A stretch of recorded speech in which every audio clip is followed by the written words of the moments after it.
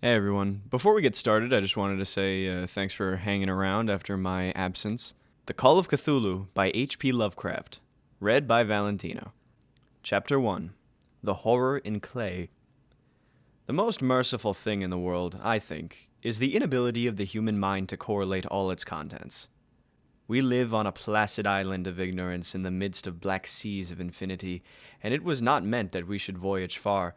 The sciences, each straining in its own direction, have hitherto harmed us little, but some day the piecing together of dissociated knowledge will open up such terrifying vistas of reality, and of our frightful position therein, that we shall either go mad from the revelation, or flee from the deadly light into peace and safety of a new dark age. Theosophists have guessed at the awesome grandeur of the cosmic cycle wherein our world and human race form transient incidents. They have hinted at strange survivals in terms which would freeze the blood if not masked by a bland optimism, but it is not from them that there came a single glimpse of forbidden aeons which chills me when I think of it and maddens me when I dream of it. That glimpse, like all dread glimpses of truth, flashed out from an accidental piecing together of separated things, in this case an old newspaper item and the notes of a dead professor. I hope that no one else will accomplish this piecing out. Certainly, if I live, I shall never knowingly supply a link in so hideous a chain. I think that the professor, too, intended to keep silent regarding the part he knew, and that he would have destroyed his notes, had not sudden death seized him. My knowledge of the thing began in the winter of 1926 through 27, with the death of my granduncle George Gamble Angel, Professor Emeritus of Semitic Languages in Brown University, Providence, Rhode Island. Professor Angel was widely known as an authority on ancient inscriptions and had frequently been resorted to by the heads of prominent museums, so that his passing at the age of 92 may be recalled by many. Locally, interest was intensified by the obscurity of the cause of death. The professor had been stricken whilst returning from the Newport boat, falling suddenly, as witnesses said, after having been jostled by a nautical-looking N-word who had come from one of the queer dark courts on the precipitous hillside which formed a short cut from the waterfront to the deceased's home in William Street. Physicians were unable to find any visible disorder, but concluded after perplexed debate that some obscure lesion of the heart, induced by the brisk ascent of so steep a hill by so elderly a man, was responsible for the end. At the time I saw no reason to dissent from this dictum, but latterly I am inclined to wonder, and more than wonder. As my granduncle's heir and executor, for he died a childless widower, I was expected to go over his papers with some thoroughness, and for that purpose moved his entire set of files and boxes to my quarters in Boston. Much of the material which I correlated will be later published by the American Archaeological Society. But there was one box which I found exceedingly puzzling, and which I felt much averse from shewing to other eyes. It had been locked, and I did not find the key till it occurred to me to examine the personal ring which the professor carried always in his pocket. Then indeed I succeeded in opening it, but when I did so seemed only to be confronted by a greater and more closely locked barrier. For what could be the meaning of the queer clay bas-relief and the disjointed jottings, ramblings, and cuttings which I found? Had my uncle in his latter years become credulous of the most superficial impostures? I resolved to search out the eccentric sculptor responsible for this apparent disturbance of an old man's peace of mind. The bas-relief was a tough rectangle less than an inch thick and about 5 by 6 inches in area, obviously of modern origin. Its designs, however, were far from modern in atmosphere and suggestion, for although the vagaries of cubism and futurism are many and wild, they do not often reproduce that cryptic regularity which lurks in the prehistoric writing. And writing of some kind the bulk of these designs seems certainly to be, though my memory, despite much familiarity with the papers and collections of my uncle, failed in any way to identify this particular species, or even to hint at its remotest affiliations. Above these apparent hieroglyphics was a figure of evidently pictorial intent, though its impressionistic execution forbade a very clear idea of its nature. It seemed to be a sort of monster, or symbol representing a monster, of a form which only a diseased fancy could conceive. If I say that my somewhat extravagant imagination yielded simultaneous pictures of an octopus, a dragon, and a human caricature, I shall not be unfaithful to the spirit of the thing. A pulpy, tentacled head surmounted a grotesque and scaly body with rudimentary wings. But it was the general outline of the whole which made it most shockingly frightful. Behind the figure was a vague suggestion of a cyclopean architectural background. The writing accompanying this oddity was, aside from a stack of press cuttings, in Professor Angel's most recent hand, and made no pretense to literary style. What seemed to be the main document was headed Cthulhu Cult, in characters painstakingly printed to avoid the erroneous reading of a word so unheard of. The manuscript was divided into two sections, the first of which was headed 1925 Dream and Dream Work of H.A. Wilcox, 7 Thomas Street, Providence, R.I., and the second, Narrative of Inspector John R. Legras, 121 Bienville Street, New Orleans, L.A., at 1908 A.A. St. Margin Notes on same, and Professor Webb's Act. The other manuscript papers were all brief notes, some of them accounts of the queer dreams of different persons, some of them citations from theosophical books and magazines, notably W. Scott Eliot's Atlantis and the Lost Lemuria, and the rest comments on long-surviving secret societies and hidden cults, which references to passages in such mythological and anthropological source books as Fraser's Golden Bough and Miss Murray's Witch Cult in Western Europe. The cuttings largely alluded to outre mental illness and outbreaks of group folly or mania in the spring of 1925. The first half of the principal manuscript told a very peculiar tale. It appears that on March 1st, 1925, a thin, dark young man of neurotic and excited aspect had called upon Professor Angel bearing the singular clay bas-relief, which was then exceedingly damp and fresh. His card bore the name Henry Anthony Wilcox, and my uncle had recognized him as the youngest son of an excellent family slightly known to him, who had latterly been studying sculpture at the Rhode Island School of Design, and living alone at the Fleur-de-Lis building near the institution. Wilcox was a precious youth of known genius, but great eccentricity, and had from childhood excited attention through the strange stories and odd dreams he was in the habit of relating. He called himself psychically hypersensitive, but the staid folk of the ancient commercial cities dismissed him as merely queer.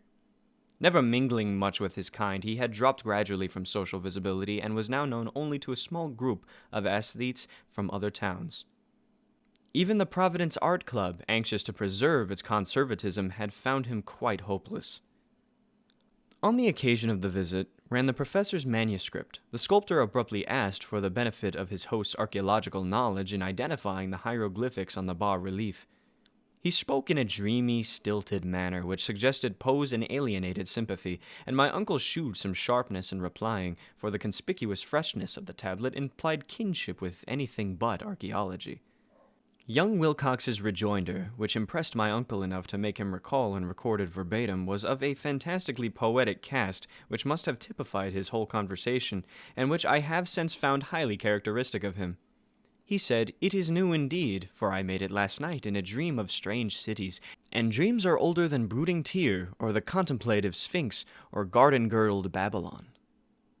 It was then that he began that rambling tale which suddenly played upon a sleeping memory and won the fevered interest of my uncle.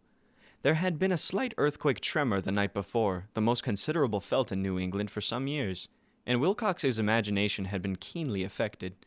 Upon retiring, he had his unprecedented dream of giant cyclopean cities of Titan blocks and sky-flung monoliths, all dripping with green ooze and sinister with latent horror. Hieroglyphics had covered the walls and pillars, and from some undetermined point below had come a voice that was not a voice, a chaotic sensation which only fancy could transmute into sound, but which he attempted to render by that almost unpronounceable jumble of letters, Cthulhu Fragen. This verbal jumble was the key to the recollection which excited and disturbed Professor Angel. He questioned the sculptor with scientific minuteness and studied with almost frantic intensity the bas-relief which the youth had found himself working. Chilled and clad only in his night clothes, when waking had stolen bewilderingly over him. My uncle blamed his old age, Wilcox afterwards said, for his slowness in recognizing both hieroglyphics and pictorial design. Many of his questions seemed highly out of place to his visitor, especially those which tried to connect the latter with strange cults or societies. And Wilcox could not understand the repeated promises of silence which he was offered in exchange for an admission of membership in some widespread mystical or paganly religious body. When Professor Angel became convinced that the sculptor was indeed ignorant of any cult or system of cryptic lore, he besieged his visitor with demands for future reports of dreams. This bore regular fruit, for after the first interview the manuscript records daily calls of the young man, during which he related startling fragments of nocturnal imagery, whose burden was always some terrible cyclopean vista of dark and dripping stone, with subterrene voice or intelligence shouting monotonously in enigmatical sense impacts uninscribable save as gibberish. The two sounds most frequently repeated are those rendered by the letters Cthulhu and Urye. On March 23rd, the manuscript continued. Wilcox failed to appear, and inquiries at his quarters revealed that he had been stricken with an obscure sort of fever and taken to the home of his family in Waterman Street. He had cried out in the night, arousing several other artists in the building, and had manifested since then only alternations of unconsciousness and delirium. My uncle at once telephoned the family, and from that time forward kept close watch of the case, calling often at the Thayer Street office of Dr. Toby, whom he had learned to be in charge. The youth's feeble mind, apparently, was dwelling on strange things, and the doctor shuddered now and then as he spoke of them. They included not only a repetition of what he had formerly dreamed, but touched widely on a gigantic thing, miles high, which walked or lumbered about. He at no time fully described this object, but occasional frantic words, as repeated by Dr. Toby, convinced the professor that it must be identical with the nameless monstrosity he had sought to depict in his dream sculpture. Reference to this object, the doctor added, was invariably a prelude to the young man's subsidence into lethargy. His temperature, oddly enough, was not greatly above normal, but his whole condition was otherwise such as to suggest true fever rather than mental disorder. On April 2nd, at about 3 p.m., every trace of Wilcox's malady suddenly ceased. He sat upright in bed, astonished to find himself at home and completely ignorant of what had happened in dream or reality since the night of March 22nd.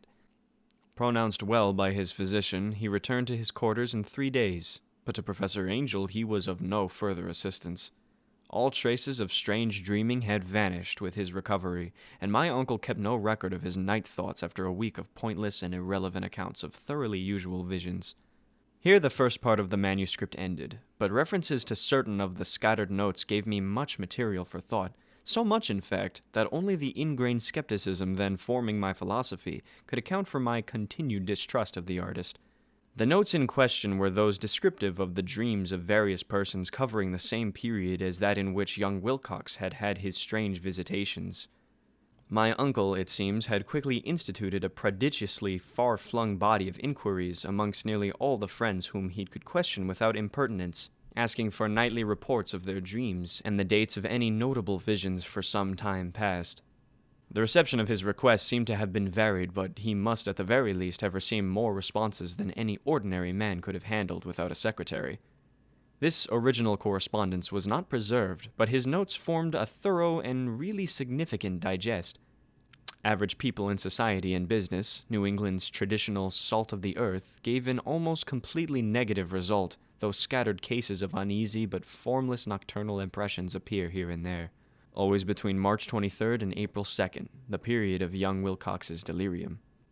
Scientific men were little more affected, though 4 cases of vague description suggest fugitive glimpses of strange landscapes, and in one case there is mentioned a dread of something abnormal. It was from the artists and poets that the pertinent answers came, and I know that panic would have broken loose had they been able to compare notes.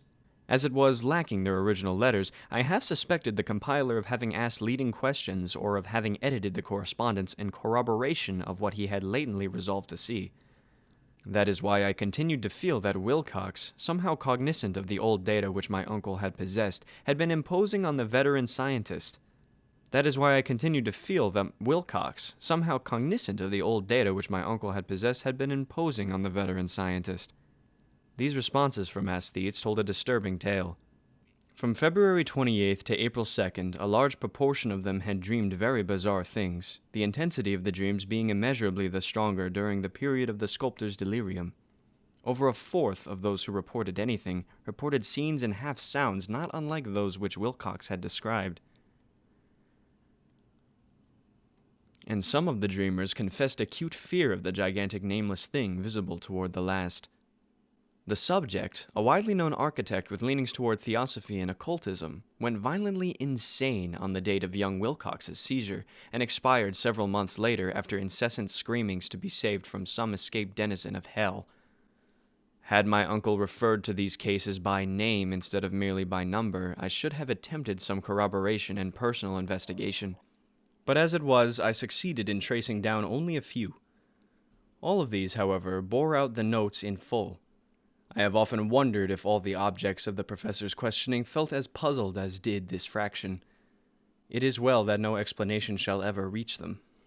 The press cuttings, as I have intimated, touched on cases of panic, mania, and eccentricity during the given period. Professor Angel must have employed a cutting bureau, for the number of extracts was tremendous and the sources scattered throughout the globe. Here was a nocturnal suicide in London, where a lone sleeper had leapt from a window after a shocking cry. Here, likewise, a rambling letter to the editor of a paper in South America, where a fanatic deduces a dire future from visions he has seen. A dispatch from California describes a theosophist colony as donning white robes en masse for some glorious fulfillment, whilst items from India speak guardedly of serious native unrest toward the end of March. Voodoo orgies multiply in Haiti, and African outposts report ominous mutterings. American officers in the Philippines find certain tribes bothersome about this time, and New York policemen are mobbed by hysterical Levantines on the night of March 22nd through 23rd. The west of Ireland, too, is full of wild rumor and legendry, and a fantastic painter named Ardois Bonnet hangs a blasphemous dream landscape in the Paris Spring Salon of 1926. And so numerous are the recorded troubles in insane asylums that only a miracle can have stopped the medical fraternity from noting strange parallelisms and drawing mystified conclusions. A weird bunch of cuttings, all told, and I can at this date scarcely envisage the callous rationalism with which I set them aside. But I was then convinced that young Wilcox had known of the older matters mentioned by the professor. Chapter 2. The Tale of Inspector Legras. The older matters which had made the sculptor's dream in bas-relief so significant to my uncle formed the subject of the second half of his long manuscript. Once before it appears, Professor Angel had seen the hellish outlines of the nameless monstrosity puzzled over the unknown hieroglyphics, and heard the ominous syllables which can be rendered only as Cthulhu.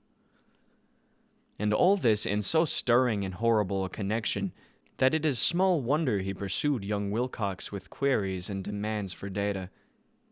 The earlier experience had come in 1908, 17 years before, when the American Archaeological Society held its annual meeting in St. Louis. Professor Angel, as befitted one of his authority and attainments, had had a prominent part in all the deliberations, and was one of the first to be approached by the several outsiders who took advantage of the convocation to offer questions for correct answering and problems for expert solution. The chief of these outsiders, and in a short time the focus of interest for the entire meeting, was a commonplace-looking middle-aged man who had traveled all the way from New Orleans for certain special information, unobtainable from any local source. His name was John Raymond Legras, and he was by profession an inspector of police. With him he bore the subject of his visit, a grotesque, repulsive, and apparently very ancient stone statuette whose origin he was at a loss to determine. It must not be fancied that Inspector Legras had the least interest in archaeology. On the contrary, his wish for enlightenment was prompted by purely professional considerations. The statuette, idol, fetish, or whatever it was, had been captured some months before in the wooded swamps south of New Orleans during a raid on a supposed voodoo meeting. And so singular and hideous were the rites connected with it that the police could not but realize that they had stumbled on a dark cult totally unknown to them, and infinitely more diabolic than even the blackest of the African voodoo circles. Of its origin, apart from the erratic and unbelievable tales extorted from the captured members, absolutely nothing was to be discovered, hence the anxiety of the police for any antiquarian lore which might help them to place the frightful symbol, and through it track down the cult to its fountainhead. Inspector Legras was scarcely prepared for the sensation which his offering created. One sight of the thing had been enough to throw the assembled men of science into a state of tense excitement, and they lost no time in crowding around him to gaze at the diminutive figure whose utter strangeness and air of genuinely abysmal antiquity hinted so potently at unopened and archaic vistas. No recognized school of sculpture had animated this terrible object, yet centuries and even thousands of years seemed recorded at its dim and greenish surface of unplaceable stone. The figure, which was finally passed slowly from man to man for close and careful study, was between 7 and 8 inches in height and of exquisitely artistic workmanship. It represented a monster of vaguely anthropoid outline, but with an octopus-like head whose face was a mass of feelers, a scaly, rubbery-looking body, prodigious claws on hind and forefeet, and long, narrow wings behind. This thing, which seemed instinct with a fearsome and unnatural malignancy, was of a somewhat bloated corpulence, and squatted evilly on a rectangular block or pedestal covered with undecipherable characters. The tips of the wings touched the black edge of the block. The seat occupied the center, whilst the long curved claws of the double-up, crouching hind legs gripped the front edge and extended a quarter of the way down toward the bottom of the pedestal. The cephalopod head was bent forward, so that the ends of the facial feelers brushed the backs of huge forepaws which clasped the croucher's elevated knees. The aspect of the whole was abnormally lifelike, and the more subtly fearful because its source was so totally unknown. Its vast, awesome, and incalculable age was unmistakable, yet not one link did it shew with any known type of art belonging to civilization's youth, or indeed to any other time. Totally separate and apart, its very material was a mystery, for the soapy greenish-black stone with its golden or iridescent flecks and striations resembled nothing familiar to geology or mineralogy. The characters along the base were equally baffling, and no member present, despite a representation of half the world's expert learning in this field, could form the least notion of even their remotest linguistic kinship. They, like the subject and material, belonged to something horribly remote and distinct from mankind as we know it, something frightfully suggestive of old and unhallowed cycles of life in which our world and our conceptions have no part. And yet, as the members severally shook their heads and confessed defeat at the inspector's problem, there was one man in that gathering who suspected a touch of bizarre familiarity in the monstrous shape and writing, and who presently told with some diffidence of the odd trifle he knew. This person was the late William Channing Webb, professor of anthropology in Princeton University, an explorer of no slight note. Professor Webb had been engaged 48 years before in a tour of Greenland and Iceland in search of some runic inscriptions which he failed to unearth, and whilst high up on the West Greenland coast had encountered a singular tribe or cult of degenerate Eskimo whose religion, a curious form of devil worship, chilled him with its deliberate bloodthirstiness and repulsiveness. It was a faith of which other Eskimo knew little, and which they mentioned only with shudders, saying that it had come down from horribly ancient aeons before even the world was made. Besides nameless rites and human sacrifices, there were certain queer hereditary rituals addressed to a supreme elder devil or Tornasuk. And of this Professor Webb had taken a careful phonetic copy from an aged Angkok or wizard priest, expressing the sounds in Roman letters as best he knew how. But just now of prime significance was the fetish which this cult had cherished, and around which they danced when the aurora leapt high over the ice cliffs. It was, the professor stated, a crude bas-relief of stone, comprising a hideous picture of some cryptic writing. It was, the professor stated, a very crude bas-relief of stone, comprising a hideous picture and some cryptic writing. And so far as he could tell, it was a rough parallel in all essential features of the bestial thing now lying before the meeting. This data, received with suspense and astonishment by the assembled members, proved doubly exciting to Inspector Legras, and he began at once to ply his informant with questions. Having noted and copied an oral ritual among the swamp cult worshippers his men had arrested, he besought the professor to remember as best he might the syllables taken down amongst the diabolic Eskimo. There then followed an exhaustive comparison of details and a moment of really odd silence when both detective and scientist agreed on the virtual identity of the phrase common to two hellish rituals so many worlds of distance apart. What in a substance both the Eskimo wizards and the Louisiana swamp priests had chanted to their kindred idols was something very like this, the word divisions being guessed at from traditional breaks in the phrase as chanted about. Plafingluai, Miglurf, Cthulhu, Urlie, Warakl, Verhagen. Legras had 1 point in advance of Professor Webb, for several among his mongrel prisoners had repeated to him what other celebrants had told them the words meant. This text, as given, ran something like this. In his house at Urlie, dead Cthulhu waits dreaming. And now, in response to a general and urgent demand, Inspector Legras related as fully as possible his experience with the swamp worshippers, telling a story to which I could see my uncle attached profound significance. It savored of the wildest dreams of mythmaker and theosophist, and disclosed an astonishing degree of cosmic imagination among such half-castes and pariahs as might be least expected to possess it. On November 1st, 1907, there had come to the New Orleans police a frantic summons from the swamp and lagoon country to the south. The squatters there, mostly primitive but good-natured descendants of Lafitte's men, were in the grip of stark terror from an unknown thing which had stolen upon them in the night. It was voodoo, apparently, but voodoo of a more terrible sort than they had ever known, and some of their women and children had disappeared since the malevolent tom-tom had began its incessant beating far within the black-haunted woods, where no dweller ventured.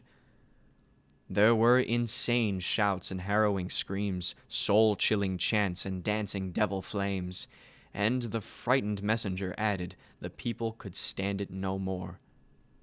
So a body of 20 police, filling 2 carriages and an automobile, had set out in the late afternoon with the shivering squatter as a guide. At the end of the passable road they alighted, and for miles splashed on in silence through the terrible cypress woods where day never came. Ugly roots and malignant hanging nooses of Spanish moss beset them, and now and then a pile of dank stones, or fragment of a rotting wall intensified by its hint of morbid habitation, a depression which every malformed tree and every fungus islet combined to create. At length the squatter settlement, a miserable huddle of huts, hove in sight, and hysterical dwellers ran out to cluster around the group of bobbing lanterns. The muffled beat of tom-toms was now faintly audible far, far ahead, and a curdling shriek came at infrequent intervals when the wind shifted. A reddish glare, too, seemed to filter through the pale undergrowth beyond endless avenues of forest night. Reluctant even to be left alone again, each one of the code squatters refused point-blank to advance another inch towards the scene of unholy worship. So Inspector Legras and his 19 colleagues plunged on unguided into black arcades of horror that none of them had ever trod before. There were legends of a hidden lake unglimpsed by mortal sight, in which dwelt a huge, formless white polypus thing with luminous eyes, and squatters whispered that bat-winged devils flew up out of caverns in the inner earth to worship it at midnight. They said it had been there before d'Iberville, and before La Salle, before the Indians, and before even the wholesome beasts and birds of the woods. It was a nightmare itself, and to see it was to die. But it made men dream, and so they knew enough to keep away. The present voodoo orgy was indeed of the merest fringe of this abhorred area, but that location was bad enough, hence perhaps the very place of the worship had terrified the squatters more than the shocking sounds and incidents. Only poetry or madness could do justice to the noises heard by Legras' men as they plowed on through the black morass towards the red glare and the muffled tom-toms. There are vocal qualities peculiar to men, and vocal qualities peculiar to beasts, and it is terrible to hear the one when the source should yield the other. Animal fury and orgiastic license here whipped themselves to demonic heights by howls and squawking ecstasies that tore and reverberated through those nighted woods like pestilential tempests from the gulfs of hell. Now and then the less organized ululation would cease, and from what seemed a well-drilled chorus of hoarse voices would rise in sing-song chants that hideous phrase or ritual, Prfinguai, Marthugulwanf, Cthulhu, Urlie, Waganagl, Fathagan. Then the men, having reached a spot where the trees were thinner, came suddenly in sight of the spectacle itself. 4 of them reeled, 1 fainted, and 2 were shaken into a frantic cry, which the mad cacophony of the orgy fortunately deadened. Legras dashed swamp water on the face of the fainting men, and all stood trembling and nearly hypnotized with horror. In a natural glade of the swamp stood a grassy island of perhaps an acre's extent, clear of trees and tolerably dry. On this now leapt and twisted a more indescribable horde of human abnormality than any but a Sime or Angorala could paint. Void of clothing, this hybrid spawn were braying, bellowing, and writhing about a monstrous ring-shaped bonfire, in the center of which, revealed by occasional rifts in the curtain of flame, stood a great granite monolith some 8 feet in height, on top of which, incongruous with its diminutiveness, rested the noxious carven statuette.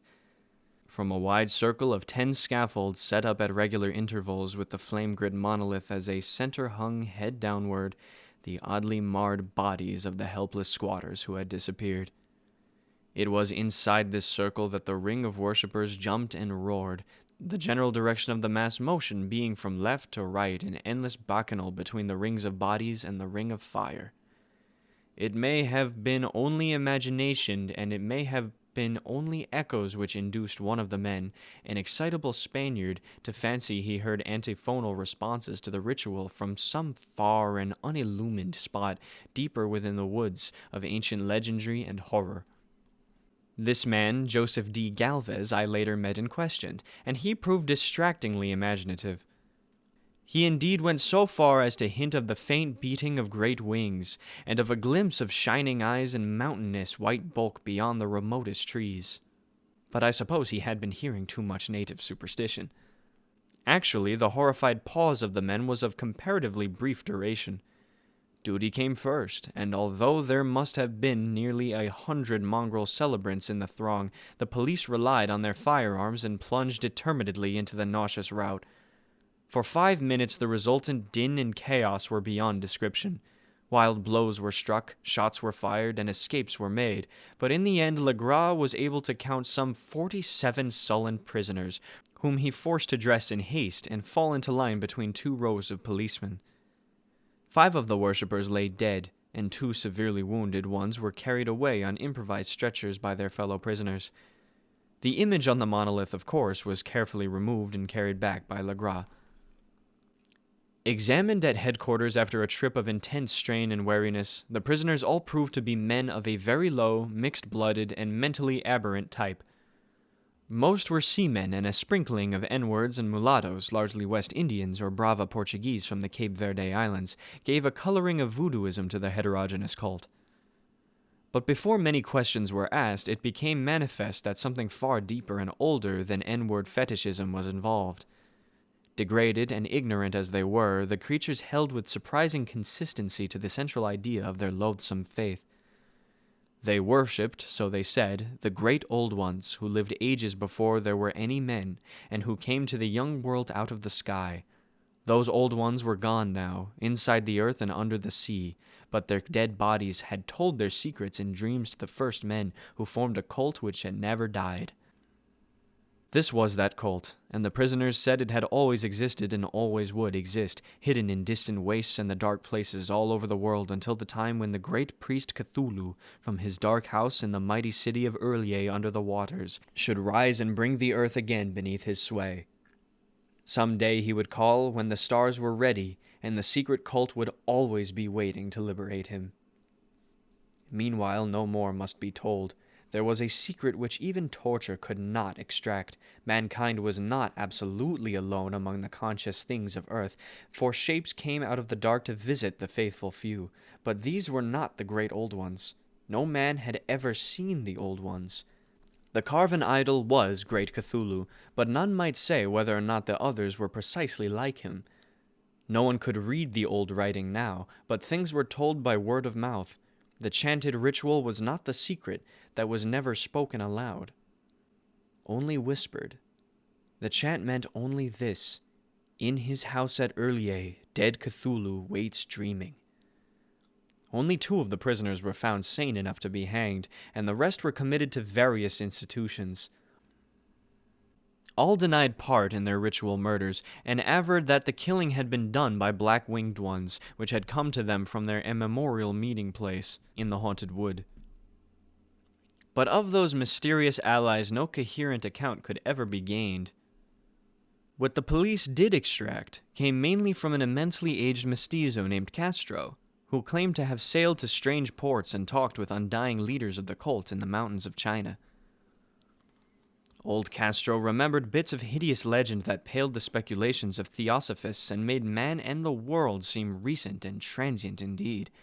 There had been aeons when other things ruled on the earth, and they had great cities. Remains of them, he said the deathless Chinamen had told him, were still to be found as cyclopean stones on islands in the Pacific. They all died vast epochs of time before man came, but there were arts which could revive them when the stars had come round again to the right positions in the cycle of eternity.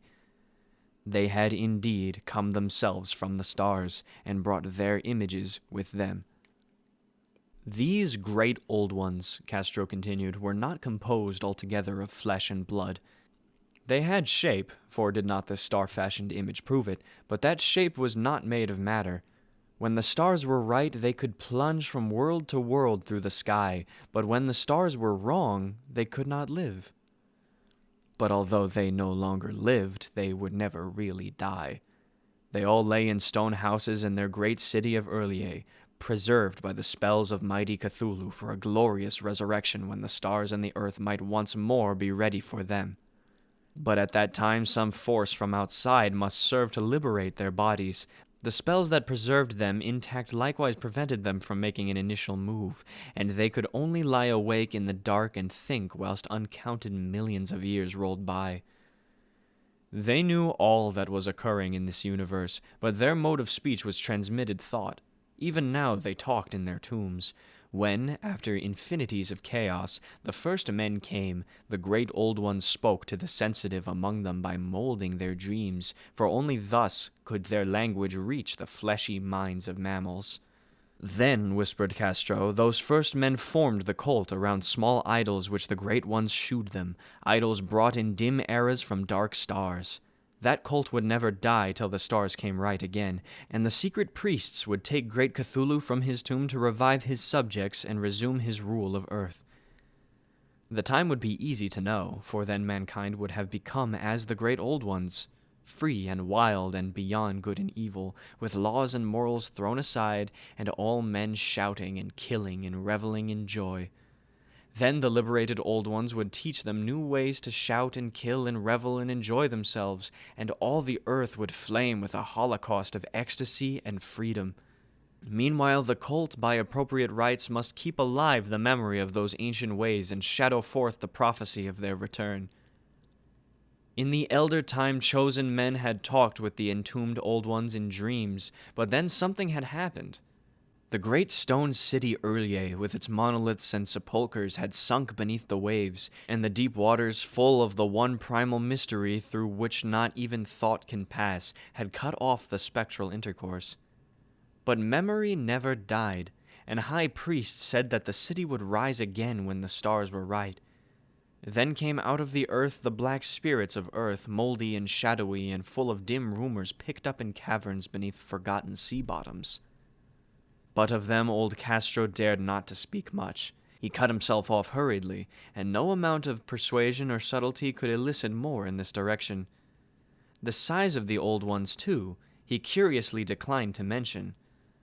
Of the cult he said that he thought that the center lay amid the pathless deserts of Arabia, where Irem, the city of pillars, dreams hidden and untouched.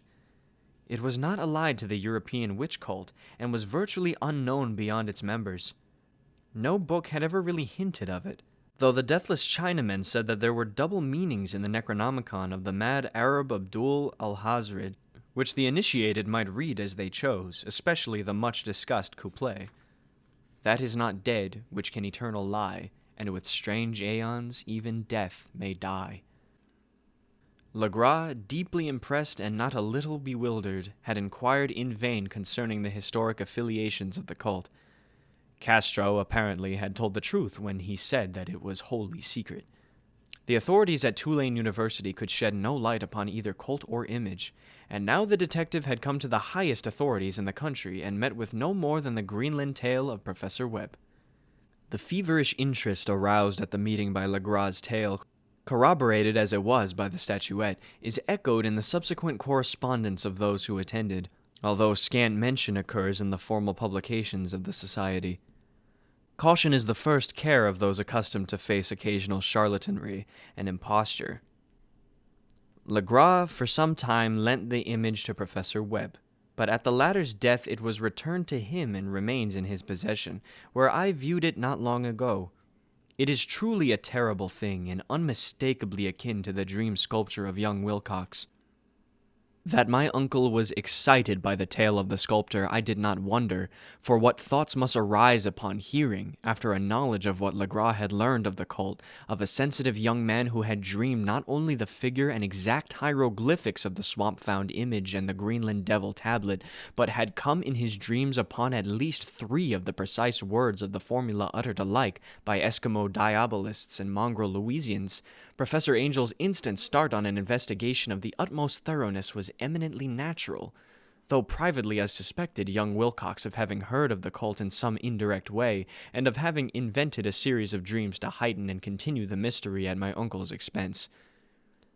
The dream narratives and cuttings collected by the professor were, of course, strong corroboration, but the rationalism of my mind and the extravagance of the whole subject led me to adopt what I thought the most sensible conclusions. So, after thoroughly studying the manuscript again and correlating the theosophical and anthropological notes which the cult narrative of Legras, I made a trip to Providence to see the sculptor and give him the rebuke I thought proper for so boldly imposing upon a learned and aged man. Wilcox still lived alone in the Fleur-de-Lis building in Thomas Street, a hideous Victorian imitation of 17th century Breton architecture which flaunts its stuccoed front amidst the lovely colonial houses on the ancient hill, and under the very shadow of the finest Georgian steeple in America. I found him at work in his rooms, and at once conceded from the specimens scattered about that his genius is indeed profound and authentic. He will, I believe, sometime be heard from as one of the great decadents, for he has crystallized in clay, and will one day mirror in marble those nightmares and fantasies which Arthur Machen evokes in prose, and Clark Ashton Smith makes visible in verse and in painting. Dark, frail, and somewhat unkempt in aspect, he turned languidly at my knock and asked me my business without rising. When I told him who I was, he displayed some interest, for my uncle had excited his curiosity in probing his strange dreams, yet had never explained the reason for the study. I did not enlarge his knowledge in this regard, but sought with some subtlety to draw him out. In a short time I became convinced of his absolute sincerity, for he spoke of the dreams in a manner none could mistake. They and their subconscious residuum had influenced his art profoundly, and he showed me a morbid statue whose contours almost made me shake with the potency of its black suggestion. He could not recall having seen the original of this thing except in his own dream bas-relief, but the outlines had formed themselves insensibly under his hands. It was no doubt the giant shape he had raved of in delirium. That he really knew nothing of the hidden cult, save from what my uncle's relentless catechism had let fall, he soon made clear, and again I strove to think of some way in which he could possibly have received the weird impressions. He talked of his dreams in a strangely poetic fashion, making me see with terrible vividness the damp cyclopean city of slimy green stone, whose geometry, he oddly said, was all wrong, and hear with frightened expectancy the ceaseless, half-mental calling from underground, Cthulhu Fathagan, Cthulhu Fathagan. These words had formed part of that dread ritual which told of dead Cthulhu's dream vigil in his stone vault at Urlier, and I felt deeply moved despite my rational beliefs. Wilcox, I was sure, had heard of the cult in some casual way, and had soon forgotten it amidst the mass of his equally weird reading and imagining. Later, by virtue of its sheer impressiveness, it had found subconscious expression in his dreams, in the bas-relief, and in the terrible statue I now beheld, so that his imposture among my uncle had been a very innocent one. The youth was of a type, at once slightly affected and slightly ill-mannered, which I could never like, but I was willing enough now to admit both his genius and his honesty. I took leave of him amicably and wished him all the success his talent promises. The matter of the cult still remained to fascinate me, and at times I had visions of personal fame from researches into its origin and connections. I visited New Orleans, talked with Legras and others of that old-time raiding party, saw the frightful image, and even questioned such of the mongrel prisoners as still survived. Old Castro, unfortunately, had been dead for some years. What I now heard so graphically at first hand, though it was really no more than a detailed confirmation of what my uncle had written, excited me afresh, for I felt sure that I was on the track of a very real, very secret, and very ancient religion whose discovery would make me an anthropologist of note. My attitude was still one of absolute materialism, as I wish it still were, and I discounted with almost inexplicable perversity the coincidence of the dream notes and odd cuttings collected by Professor Angel. One thing I began to suspect, and which I now fear I know, is that my uncle's death was far from natural. He fell on a narrow hill street leading up from an ancient waterfront swarming with foreign mongrels, after a careless push from an N-word sailor. I did not forget the mixed blood and marine pursuits of the cult members in Louisiana, and would not be surprised to learn of secret methods and poison needles as ruthless and as anciently known as the cryptic rites and beliefs. Legras and his men, it is true, have been let alone, but in Norway a certain seaman who saw things is dead. Might not the deeper inquiries of my uncle after encountering the sculptor's data have come to sinister ears? I think Professor Angel died because he knew too much, or because he was likely to learn too much. Whether I shall go as he did remains to be seen, for I have learned much now. If heaven ever wishes to grant me a boon, it will be a total effacing of the results of a mere chance which fixed my eye on a certain stray piece of shelf paper. It was nothing of which I would naturally have stumbled in the course of my daily round, for it was an old number of an Australian journal, the Sydney Bulletin for April 18th, 1925. It had escaped even the cutting bureau, which had at the time of its issuance been avidly collecting material for my uncle's research. I had largely given over my inquiries into what Professor Angel called the Cthulhu cult, and was visiting a learned friend in Paterson, New Jersey, the curator of a local museum and mineralogist of note. Examining one day the reserve specimens roughly set on the storage shelves in a rear room of the museum, my eye was caught by an odd picture in one of the old papers spread beneath the stones. It was the Sydney Bulletin I have mentioned, for my friend has wide affiliations in all conceivable foreign parts, and the picture was a half-tone cut of a hideous stone image almost identical with that of which Legras had found in the swamp. Eagerly clearing the sheet of its precious contents, I scanned the item in detail, and was disappointed to find of only moderate length. What it suggested, however, was of portentous significance to my flagging quest, and I carefully tore it out for immediate action. It read as follows: Mystery derelict found at sea. Vigilant arrives with helpless armed New Zealand yacht in tow. One survivor and dead man found aboard. Tale of desperate battle and deaths at sea. Rescued seaman refuses. Particulars of strange experience. Odd idol found in his possession. Inquiry to follow. The Morrison Coast freighter Vigilant, bound from Valparaiso, arrived this morning at its wharf in Darling Harbor, having in tow the battled and disabled but heavily armed steam yacht Alert of Dunedin, New Zealand, which was sighted April 12th in latitude 34 degrees, longitude 152 degrees, with one living and one dead man aboard.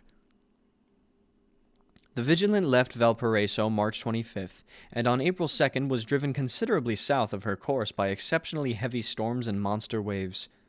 On April 12th, the derelict was sighted, and though apparently deserted, was found upon boarding to contain one survivor in a half-delirious condition, and one man who had evidently been dead for more than a week. The living man was clutching a horrible stone idol of unknown origin, about a foot in height, regarding whose nature authorities at Sydney University, the Royal Society, and the museum in College Street all profess complete bafflement, and which the survivor says he found in the cabin of the yacht, in a small curved shrine of common pattern. This man, after recovering his senses, told an exceedingly strange story of piracy and slaughter.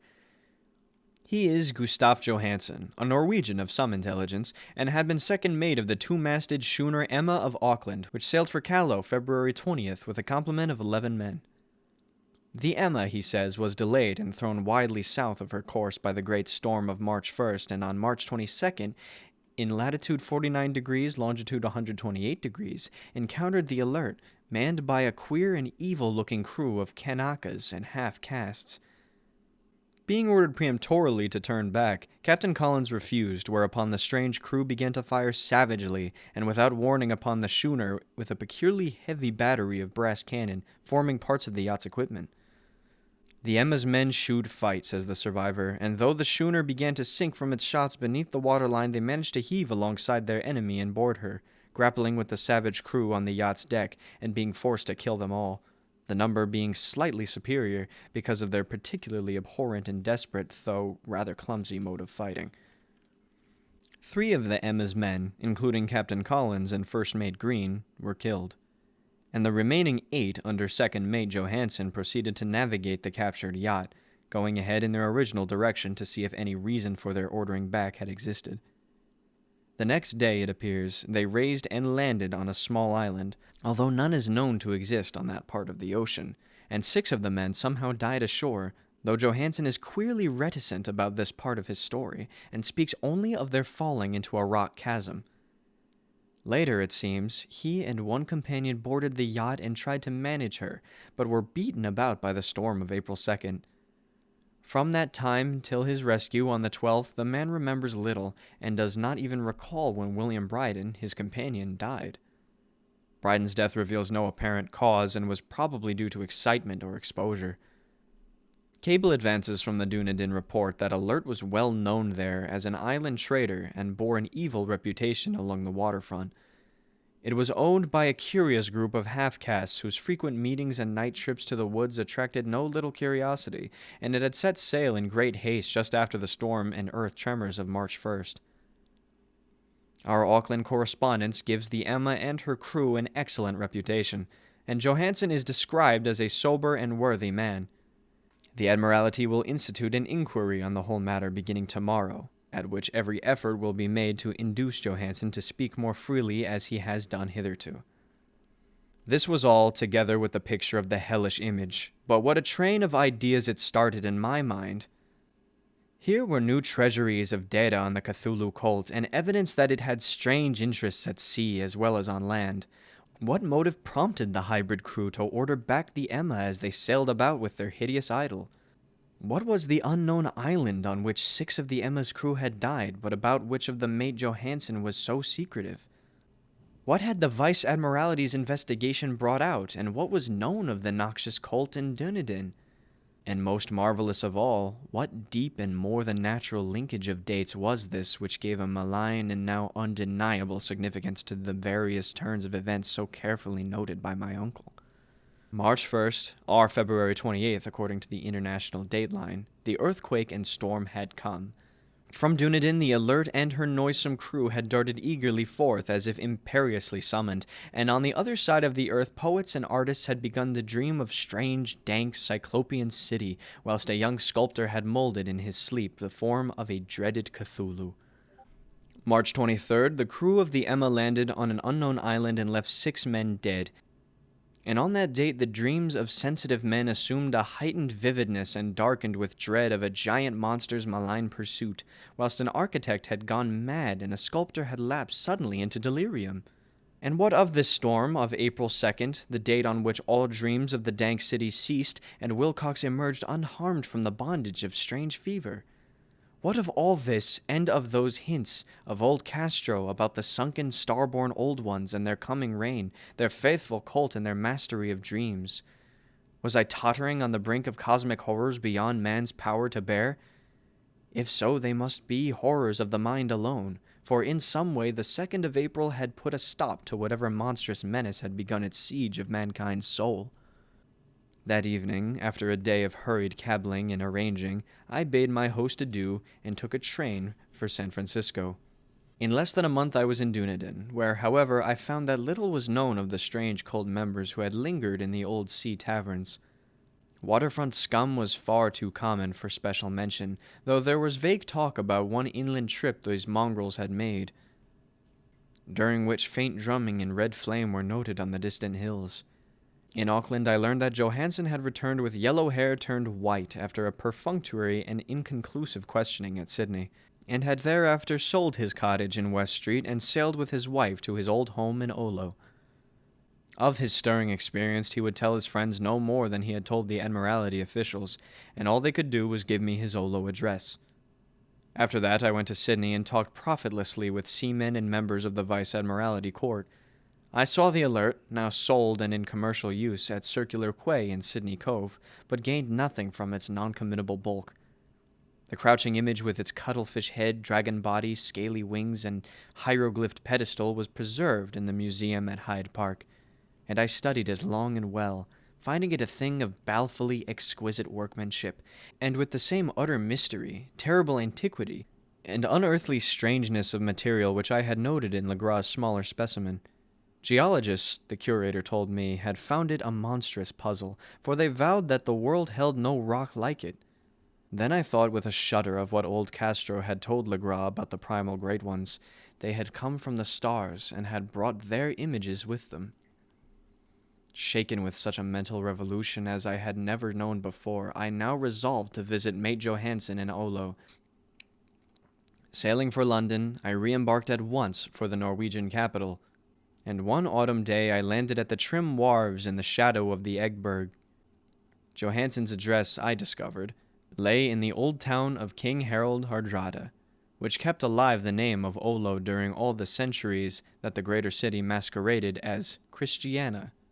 I made the brief trip by taxicab, and knocked with palpitant heart at the door of a neat and ancient building with plastered front.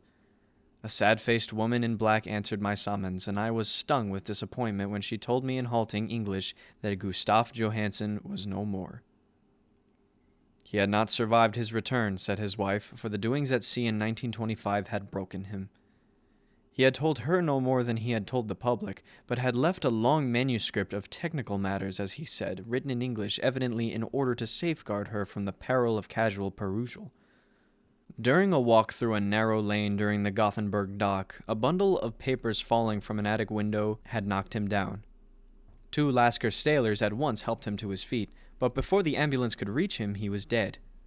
Physicians found no adequate cause for the end, and laid it to heart trouble and a weakened constitution. I now felt gnawing at my vitals that dark terror which will never leave me till I too am at rest, accidentally or otherwise. Persuading the window that my connection with her husband's technical matters was sufficient to entitle me to his manuscript, I bore the document away and began to read it on the London boat.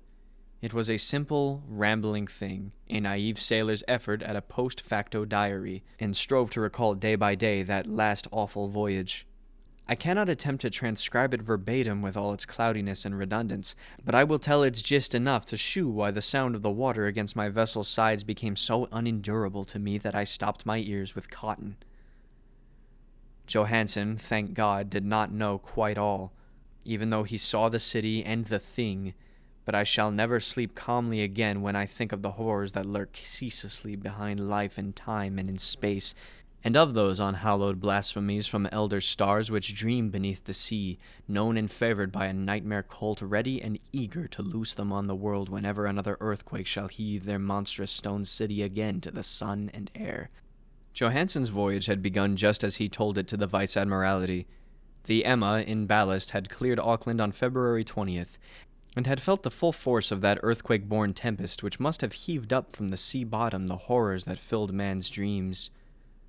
Once more under control, the ship was making good progress when held up by the Alert on March 22nd, and I could feel the mate's regret as he wrote of her bombardment and sinking. Of the swarthy cult fiends on the Alert he speaks with significant horror. There was some peculiarly abominable qualities about them which made their destruction seem almost a duty, and Johansen shews ingenuous wonder at the charge of ruthlessness brought against his party during the proceedings of the Court of Inquiry. Then, driven ahead by curiosity in the captured yacht under Johansen's command, the men sight a great stone pillar sticking out of the sea. and in south latitude 47 degrees, west longitude 126 degrees, come upon a coastline of mingled mud, ooze, and weedy cyclopean masonry, which could be nothing less than the tangible substance of Earth's supreme terror, the nightmare corpse city of Earlier, that was built in measureless aeons behind history by the vast, loathsome shapes that seep down from the darkest stars. That was built in measureless aeons behind history by the vast, loathsome shapes that seep down from the dark stars. There lay a great Cthulhu and his hordes, hidden in green slimy vaults and sending out at last, after cycles incalculable, the thoughts that spread fear to the dreams of the sensitive and called imperiously to the faithful to come on a pilgrimage of liberation and restoration. All this Johansen did not suspect, but God knows he soon saw enough. I suppose that only a single mountaintop, the hideous monolith-crowned citadel whereon great Cthulhu was buried, actually emerged from the waters. When I think of the extent of all that may be brooding down there, I almost wish to kill myself forthwith. Johansen and his men were awed by the cosmic majesty of this dripping Babylon of elder daemons, and must have guessed without guidance that it was nothing of this or of any sane planet. Awe at the unbelievable size of the greenish stone blocks, at the dizzying height of the great carven monolith, and at the stupefying identity of the colossal statues and bas-reliefs with queer image found in the shrine on the alert, is poignantly visible in every line of the mate's frightened description. Without knowing what futurism is like, Johansen achieved something very close to it when he spoke of the city, for instead of describing any definite structure or building, he dwells only on broad impressions of vast angles and stone surfaces, surfaces too great to belong to any thing right or proper for this earth, and impious with horrible images and hieroglyphs. I mention his talk about angles because it suggests something Wilcox had told me of his awful dreams. He had said that the geometry of the dream place he saw was abnormal, non-Euclidean, and loathsomely redolent of spheres and dimensions apart from ours. Now an unlettered seaman felt the same thing whilst gazing at the terrible reality. Johansen and his men landed at a sloping mud bank on this monstrous acropolis, and clambered slipperily up over titan oozy blocks which could have been no mortal staircase. The very sun of heaven seemed distorted when viewed through the polarizing miasma willing out from this sea-soaked perversion, and twisted menace of suspense lurked leeringly on those crazily elusive angles of carven rock where a second glance shewed concavity after the first shewed convexity. Something very like fright had come over all of the explorers before anything more definite than rock and ooze and weed was seen. Each would have fled had he not feared the scorn of the others, and it was only half-heartedly that they searched, vainly, as it proved, for some portable souvenir to bear away. It was Rodriguez, the Portuguese, who climbed up the foot of the monolith and shouted of what he had found. The rest followed him, and looked curiously at the immense carved door with the new familiar squid dragon bas-relief. It was, Johansen said, like a great barn door, and they all felt that it was a door because of the ornate lintel, threshold, and jambs around it, though they could not decide whether it lay flat like a trapdoor or slantwise like an outside cellar door. As Wilcox would have said, the geometry of the place was all wrong. One could not be sure that the sea and the ground were horizontal. Hence the relative position of everything else seemed phantasmally variable. Bryden pushed down the stone in several places without result. Then Donovan felt over it and delicately around the edge.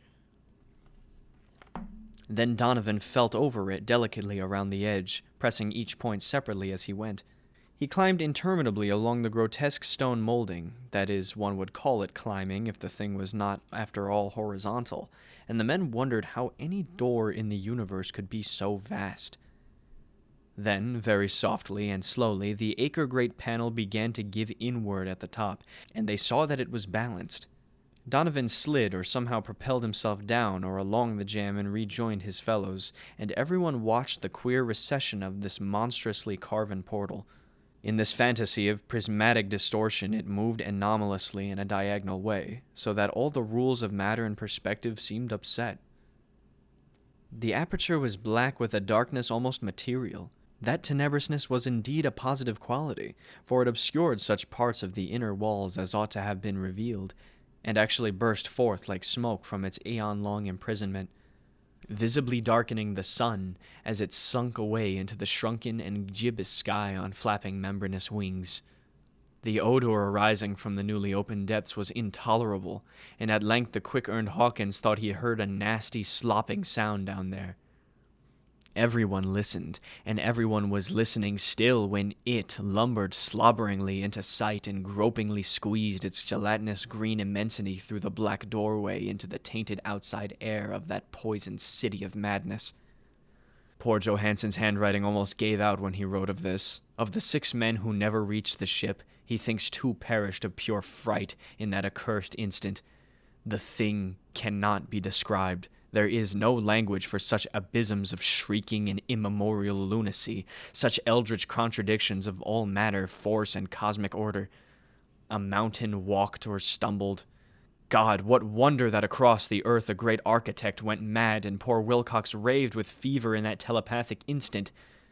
The thing of the idols, the green, sticky spawn of the stars, had awakened to claim his own. The stars were right again, and what an age-old cult had failed to do by design, a band of innocent sailors had done by accident. After vigintillions of years, great Cthulhu was loose again and ravening for delight. 3 men were swept up by the flabby claws before anybody turned. God rest them, if there be any rest in the universe. They were Donovan, Guerrera, and Angstrom. Parker slipped as the other 3 were plunging frenziedly over endless vistas of green-cursed rock to the boat, and Johansen swears he was swallowed up by an angle of masonry which shouldn't have been there, an angle which was acute, but behaved as if it were obtuse.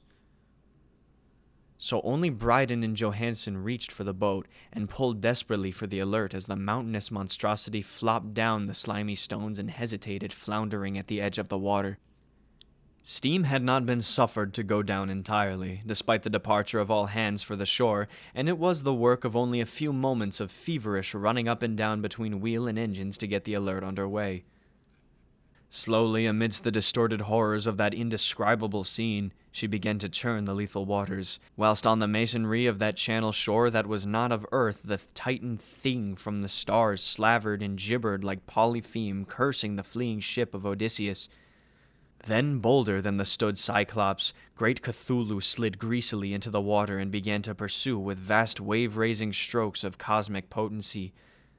Bryden looked back and went mad, laughing shrilly as he kept on laughing at intervals till death found him one night in the cabin whilst Johansen was wandering deliriously.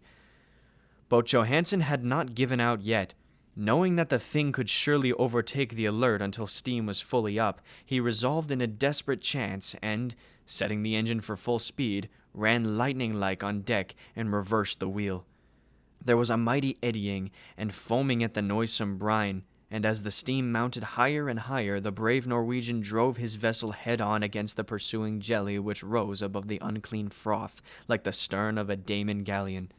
The awful squid head with writhing feelers came nearly up to the bowsprit of the sturdy yacht, but Johansen drove on relentlessly. There was a bursting as of an exploding bladder, a slushy nastiness as of a cloven sunfish, a stench as if 1,000 open graves, and a sound that the chronicler would not put on paper. For an instant, the ship was befouled by an acrid and blinding green cloud. And then there was only a venomous seething astern where, God in heaven, the scattered plasticity of that nameless sky spawn was nebulously recombining in its hateful original form, whilst its distance widened every second as the alert gained impetus from its mounting steam. That was all. After that, Johansen only brooded over the idol in the cabin and attended to a few matters of food for himself and the laughing maniac by his side. He did not try to navigate after the first bold flight, for the reaction had taken something out of his soul. Then came the storm of April 2nd, and a gathering of the clouds about his consciousness. There is a sense of spectral whirling through liquid gulfs of infinity, of dizzying rides through reeling universes on a comet's tail, and of hysterical plunges from the pit to the moon, and from the moon back again to the pit, all livened by a cachinnating chorus of the distorted, hilarious elder gods and the green bat-winged mocking imps of Tartarus. Out of that dream came rescue, the Vigilant, the Vice Admiralty Court, the streets of Dunedin, and the long voyage back home to the old house by the Eggberg. He could not tell, they would think him mad. He would write of what he knew before death came, but his wife must not guess. Death would be a boon, if only it could blot out the memories. That was the document I read, and now I have placed it in a tin box beside the bas-relief and the papers of Professor Angel. With it shall go this record of mine, this test of my own sanity, wherein is pieced together that which I have hoped may never be pieced together again. I have looked upon all that the universe has to hold of horror, and even the skies of spring and the flowers of summer must ever afterward be poison to me. But I do not think my life will be long. As my uncle went, as poor Johansen went, so I shall go. I know too much, and the cult still lives. Cthulhu still lives too, I suppose, again in that chasm of stone which has shielded him since the sun was young. His accursed city is sunken once more, for the Vigilance sailed over the spot after the April storm. But his ministers on earth still bellow and prance and slay around idol-capped monoliths in lonely places. He must have been trapped by the sinking whilst within his black abyss, or else the world would by now be screaming with fright and frenzy. Who knows the end? What has risen may sink, and what has sunk may rise. Loathsomeness waits and dreams in the deep, and decay spreads over the tottering cities of men. A time will come, but I must not and cannot think. Let me pray that, if I do not survive this manuscript, my executors may put caution before audacity and see that it meets no other eye.